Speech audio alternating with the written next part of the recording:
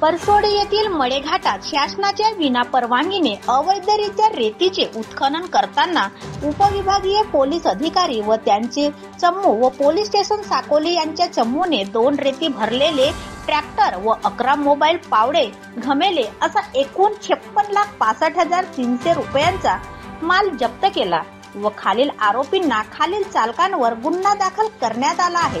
आरोपी चालक नामे ईश्वरदास रामचंद्र गजबे वय 24 वर्ष, कृष्णा तानवा भाजीवाले वय 31 वर्ष, महेश लेखीराम विठुले, प्रमोद भूमेश्वर कडुकार, विजय मोहनदास परशुरामकर, सावन भांडुरंग भुंडे, नितेश बाजीराव गजबे, चेतन छगन आसमटकर, मेघराज रामकृष्ण पातोडे, चंद्रकांत उर्फ विकी प्रेमलाल कापगते, लीलाधर लक्ष्मण आसकटकर, आशिष तिरराज तुरकर सर्व राहणार परसोडी यांच्या विरुद्ध कलम 305 इत्यादी 49 भारतीय न्याय संहिता नुसार गुन्हा नोंद करण्यात आला आहे। तपास अधिकारी म्हणून उपपोलीस निरीक्षक प्रशांत वडुले साकोलीत तपास